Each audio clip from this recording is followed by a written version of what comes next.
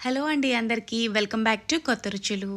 ఈరోజు మన వీడియోలో వరలక్ష్మి వ్రతం రోజున చేసుకునే 3 రకాల సింపుల్ అండ్ టేస్టీ ప్రసాదం రెసిపీస్ అయితే పోస్ట్ చేస్తున్నాను.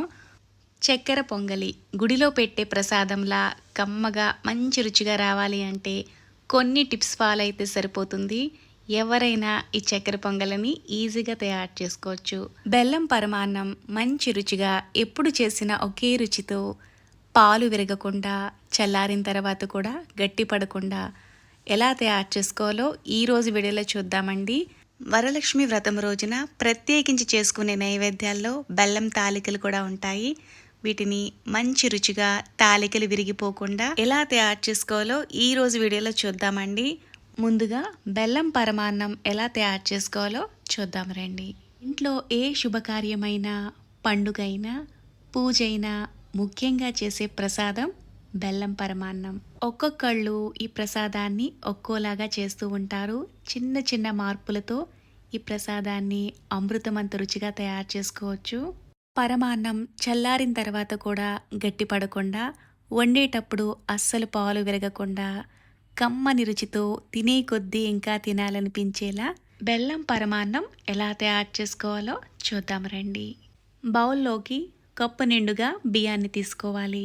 ఇందులోకి 2 టేబుల్ స్పూన్ల వరకు పెసరపప్పును వేసుకుంటే బెల్లం పరమాన్నం కమ్మగా చాలా బాగుంటుంది. ఇలా తీసుకున్న బియ్యం ఇంకా పెసరపప్పుని నీట్గా 1-2 సార్లు క్లీన్ చేసుకోవాలి. ఈ బియ్యం పెసరపప్పు మునిగే వరకు నీళ్లు వేసుకుని అరగంట పాటు నానబెట్టుకుంటే తొందరగా ఉడికిపోతుంది. పరమాన్నం చేసుకునేటప్పుడు ఇలా అడుగు మందంగా ఉన్న కడాయి తీసుకున్నారనుకోండి, అస్సలు మాడకుండా చక్కగా ఉడుకుతుందనమాట.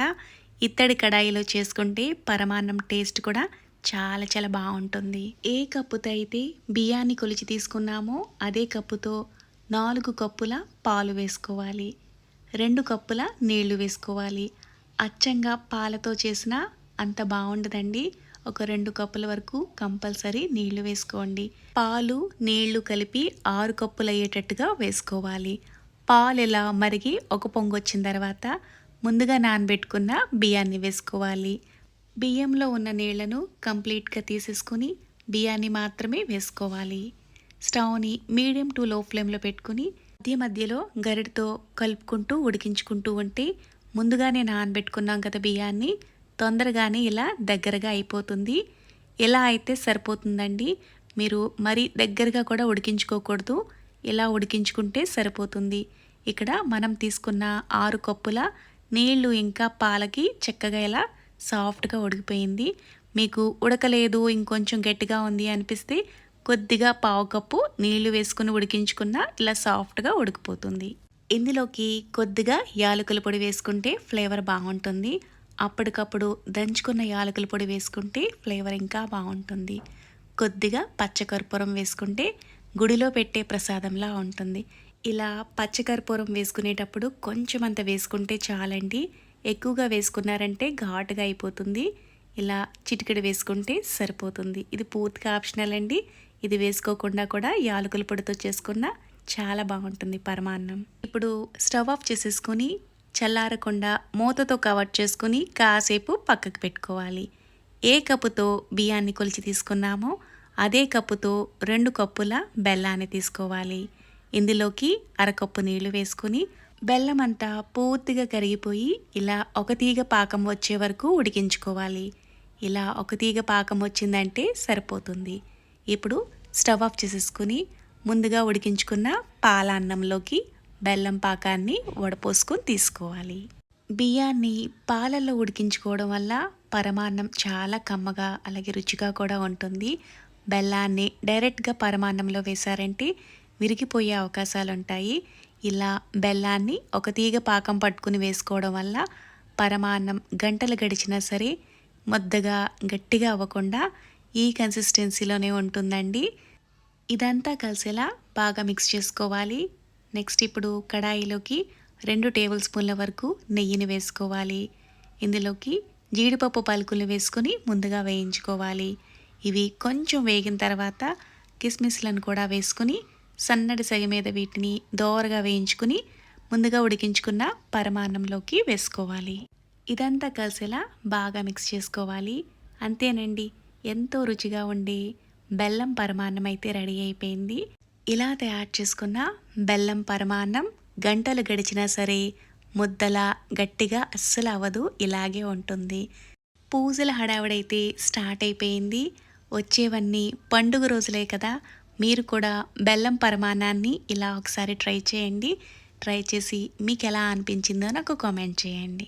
ఈరోజు మన వీడియోలో గుడిలో పెట్టే ప్రసాదం లాంటి కమ్మని చక్కెర పొంగలి ఎలా తయారు చేసుకోవాలో చూద్దాము. చక్కెర పొంగలి చేసుకునేటప్పుడు అన్నం ముద్ద ముద్దలా అవ్వకూడదు, పొడి పొడిగా విడివిడిగా ఉండాలి. అలాగే సాఫ్ట్గా కూడా ఉండాలి, బిరుసుగా ఉండకూడదు. కొన్ని టిప్స్ ఫాలో అయితే చాలండి. సాఫ్ట్గా పొడి పొడిలాడుతూ ఎంతో రుచిగా ఉండే చక్కెర పొంగలిని ఇంట్లోనే చాలా ఈజీగా తయారు చేసుకోవచ్చు. పరమాన్నం చేయాలి అన్నా టైం పడుతుందేమో కానీ ఈ చక్కెర పొంగలని 15 నిమిషాల్లో తయారు చేసుకోవచ్చండి. కొన్ని టిప్స్ ఫాలో అయితే సరిపోతుంది. గుడిలో పెట్టే కమ్మని ప్రసాదం లాంటి చక్కెర పొంగలిని ఎవరైనా ఈజీగా తయారు చేసుకోవచ్చు.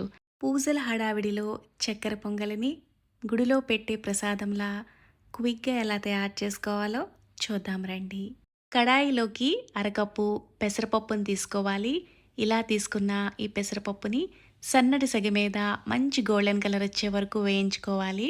పెసరపప్పుని ఇలా వేయించుకోవడం వల్ల చక్కెర పొంగలి కమ్మగా చాలా బాగుంటుంది. అరకప్పు పెసరపప్పుకి కప్పు నిండుగా బియ్యాన్ని తీసుకోవాలి. ఇప్పుడు వీటిని శుభ్రంగా 1-2 సార్లు క్లీన్ చేసుకోవాలి. ఇలా క్లీన్ చేసుకున్న తర్వాత 1కి 3 వంతుల చొప్పున నీళ్లు వేసుకుని ఇదే కడాయిలో మీరు ఉడికించుకోవచ్చు. లేదు పూజల హడావుల్లో క్విక్గా అయిపోవాలి అనుకుంటే కుక్కర్లోకి వేసుకుని కప్పు బియ్యం అరకప్పు పెసరపప్పు తీసుకున్నాం కాబట్టి ఇందులోకి 3 కప్పుల నీళ్లు వేసుకోవాలి. కుక్కర్లో ఉడికించుకునేటప్పుడు మంటని హై ఫ్లేమ్లో పెట్టుకుని 3 విజిల్స్ వేయించుకోవాలి. మీరు లో టు మీడియం ఫ్లేమ్లో పెట్టుకున్నారనుకోండి, అన్నం పప్పు మరీ సాఫ్ట్గా ఉడికిపోయి ముద్దలాగా అయిపోతాయి. మంటని హై ఫ్లేమ్లో పెట్టుకుని 3 విజిల్స్ వేయించుకున్నారంటే చక్కగా మనకు కావాల్సిన కన్సిస్టెన్సీలో ఉడుకుతుంది. ఈలోగా కడాయిలోకి కప్పు చక్కెర అరకప్పు బెల్లం తీసుకోవాలి. మీరు కావాలనుకుంటే అచ్చంగా బెల్లంతో కూడా చేసుకోవచ్చు. చక్కెర పొంగలి కాబట్టి చక్కెర ఎక్కువ క్వాంటిటీలో వేసుకుంటేనే బాగుంటుంది. ఇందులోకి 3/4 కప్పు నీళ్లు వేసుకుని పంచదార బెల్లాన్ని కరిగించుకోవాలి. ఎలాంటి పాకం రావాల్సిన అవసరం లేదండి. ఇలా పూర్తిగా కరిగిన తర్వాత కొంచెం స్టిక్కీగా అయితే సరిపోతుంది. ఈలోగా ప్రెజర్ అంతా పోయాక మూత తీసుకుని చూసుకుంటే ఇలా బియ్యం పప్పు కూడా చక్కగా సాఫ్ట్గా ఉడికిపోయాయి. అలా అని ముద్దలా కూడా అవ్వలేదు. చూసారు కదా ఎలా ఉడికించుకోవాలండి. ఇలా ఉడికించుకున్న అన్నాన్ని కాసేపు పక్కకు పెట్టుకోవాలి.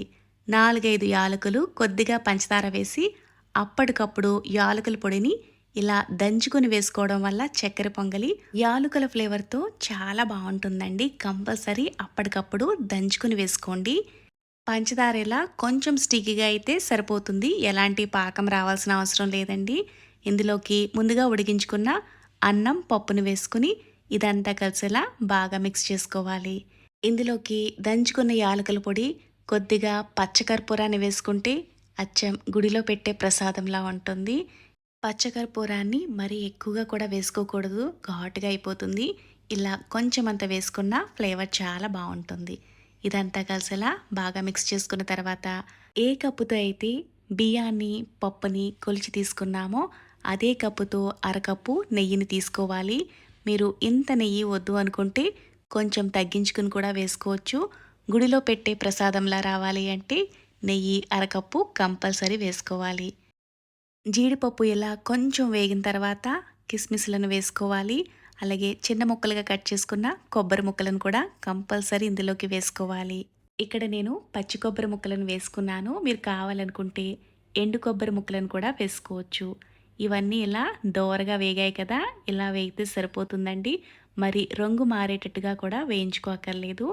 ముందుగా ఉడికించుకున్న చక్కెర పొంగలిలోకి వేసుకుని అంతా కలిసిలా బాగా మిక్స్ చేసుకోవాలి. ఇలా తయారు చేసుకున్న ఈ చక్కెర పొంగలి ముద్దలా అవ్వకుండా చల్లారిన తర్వాత కూడా పొడి పొడిగా ఉంటుంది. అలాగే సాఫ్ట్గా చాలా చాలా రుచిగా ఉంటుంది. వచ్చేవన్నీ పండుగ రోజులే కదా, మీరు కూడా చక్కెర పొంగలిని ఇలా ఒకసారి చేసి చూడండి. మీకు ఎలా అనిపించిందో నాకు కామెంట్ చేయండి. వీడియో కనుక మీకు నచ్చితే లైక్ చేసి ఇలాంటి మరిన్ని కొత్త వీడియోల కోసం కొత్తగా చూసేవాళ్ళైతే ఛానల్ని సబ్స్క్రైబ్ చేసుకోండి. Thanks for watching. తొలి ఏకాదశి మొదలుకొని వరలక్ష్మి వ్రతం, వినాయక చవితి పండుగ ఏదైనా వెస్ట్ గోదావరి, కోనసీమ జిల్లాల్లో కంపల్సరీ చేసుకుని ప్రసాదాల్లో ఈ బెల్లం తాలికలు కూడానండి చాలా చాలా రుచిగా ఉంటాయి. ఈరోజైతే వీడియోలో బెల్లం తాలికలను సరైన కొలతలతో ఎలా తయారు చేసుకోవాలో చూపిస్తాను. మీరు ఈ కొలతలతో ఈ విధానంలో చేసుకున్నారంటే తాలికలు గట్టిగా అయిపోకుండా ఉంటాయి. అలా అని చిన్న చిన్న ముక్కలుగా విరిగిపోకుండా పర్ఫెక్ట్గా వస్తాయి. ఇప్పుడు ఈ బెల్లం తాలికలు ఎలా తయారు చేసుకోవాలో చూద్దాం రండి. తాలికలు తయారు చేసుకోవడానికి ఏ కప్పుతో అయితే బియ్యం పిండిని కొలిచి తీసుకుంటామో అదే కప్పుతో 1.5 కప్పు వరకు నీళ్లు వేసుకోవాలి. ఇందులో చిటికెడు ఉప్పు వేసుకుంటే తాలికలు కమ్మగా ఉంటాయి. 2 టేబుల్ స్పూన్ల వరకు పంచదార వేసుకుంటే చప్పగా లేకుండా తాలికలు తినేటప్పుడు బాగుంటాయి. 1 టేబుల్ స్పూన్ వరకు ఇందులోకి నెయ్యి వేసుకుంటే తాలికల రుచి బాగుంటుంది. మనం తాలికలు చేసుకునేటప్పుడు పిండి చేతికి అంటుకోకుండా కూడా ఉంటుంది. ఇప్పుడు నీళ్ళలా మసలుగా అవుతున్నప్పుడు 1 కప్పు బియ్యం పిండిని ఇందులోకి వేసుకోవాలి. ఇక్కడ నేను పొడి బియ్యం పిండినే వేసుకున్నానండి. మీరు తడి బియ్యం పిండితో చేసుకుంటే 1 కప్పు బియ్యం పిండికి 1 కప్పు నీళ్లు వేసుకుంటే సరిపోతుంది. స్టవ్ని మీడియం టు లో ఫ్లేమ్లో పెట్టుకుని గరిటతో కలుపుకుంటూ పిండిని వేసుకోవాలి. ఇలా అంతా కలిసేలా బాగా మిక్స్ చేసుకున్న తర్వాత స్టవ్ ఆఫ్ చేసేసుకోవాలి. ఎక్కువసేపు ఉడికించుకోకూడదండి. ఇప్పుడు మూతతో కవర్ చేసుకుని కాసేపు పక్కన పెట్టుకుంటే చక్కగా పిండి అనేది మగ్గినట్టు అవుతుంది. కొంచెం వేడి కూడా చల్లారిందంటే మనం తాలికలను చేసుకోవచ్చు. ఈలోగా కడాయిలోకి కప్పు బియ్యం పిండికి కప్పున్నర బెల్లాన్ని తీసుకోవాలి. స్వీట్ తక్కువగా తినేవాళ్ళైతే 1.5 కప్పు వరకు బెల్లాన్ని తీసుకున్నా సరిపోతుంది. 3 కప్పుల వరకు నీళ్లు వేసుకుని బెల్లాన్ని ముందుగా కరిగించుకోవాలి. ఇక్కడ బెల్లం ఎలాంటి పాకం రావాల్సిన అవసరం లేదు. పూర్తిగా కరిగితే సరిపోతుంది. ఈలోగా ముందుగా ఉడికించుకున్న పిండి కూడా ఇలా కాస్త చల్లారిందండి. పూర్తిగా చల్లారలేదు. ఈ పిండిని చపాతీ పిండి ముద్దలా బాగా మిక్స్ చేసుకోవాలి. పిండిని ఇలా సాఫ్ట్గా కలుపుకోవడం వల్ల తాలికలు చేసుకున్నప్పుడు చిన్న చిన్న ముక్కలుగా విరిగిపోకుండా వస్తాయి. అలాగే ఇందులో నెయ్యిని వేసి కలిపాం కదా, చేతికి అంటుకోకుండా చక్కగా తాలికలను చేసుకోవచ్చు. మీకు చేతికి అంటుకుంది అనిపిస్తే కొద్దిగా పొడి బియ్యం పిండిని వేసుకుని తాలికలను చేసుకోవచ్చు. మొత్తం అన్నిటిని తయారు చేసుకుని ప్లేట్లోకి తీసుకోవాలి. ఈలోగా బెల్లం కూడా ఇలా పూర్తిగా కరిగిపోయింది. ఇలా బెల్లం పూర్తిగా కరిగిన తర్వాత తాలికలను వేసుకుని ఉడికించుకోవాలి. బెల్లం నీళ్లలో తాలికలను కనీసం 15 నిమిషాల పాటు ఉడికించుకోవాలి. అప్పుడే ఈ తాలికలకి మంచి రుచి అనేది వస్తుంది. ఇందులోకి 1/4 కప్పు కొబ్బరి తురుము వేస్తున్నాను. ఇక్కడ నేను ఎండు కొబ్బరి తురుము వేశాను. మీరు మీ దగ్గర పచ్చి కొబ్బరి అందుబాటులో ఉందనుకోండి 1/4 కప్పు నుంచి 1/2 కప్పు వరకు పచ్చి కొబ్బరి తురుమును వేసుకోవచ్చు. కొబ్బరి వేయకుండా కూడా ఈ తాలికలను చేసుకోవచ్చు. తాలికలు వేసుకున్న వెంటనే కదుపుకోకుండా కాసేపు అలా వదిలేసామంటే కొంచెం సెట్ అవుతాయి. ఇలా కొంచెం సెట్ అయిన తర్వాత ఒకసారి అంతా కలిసేలా బాగా మిక్స్ చేసుకోవాలి. కలుపుకునేటప్పుడు కూడా ఎలా పడితే అలా కలుపుకోకుండా ఇలా కొద్దిగా పైనే కలుపుకుంటే సరిపోతుంది. మీడియం ఫ్లేమ్లో పెట్టుకుని ఇలా వీడియోలో చూపిస్తున్నట్లు ఇలా దగ్గరగా అయితే సరిపోతుందండి. ఈ తాలికలకి చిక్కదనాన్ని మరింత రుచిని తీసుకురావడం కోసం ఇందులోకి 2 టేబుల్ స్పూన్ల బియ్యం పిండిలో కొద్దిగా నీళ్లు వేసుకుని కలుపుకోవాలి.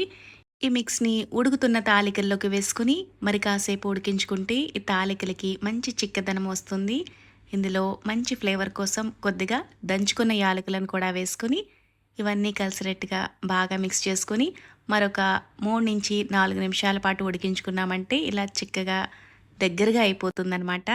ఇలా అయితే సరిపోతుందండి. మరి ఎక్కువగా కూడా దగ్గరగా అయ్యేటట్టు ఉడికించుకోకూడదు.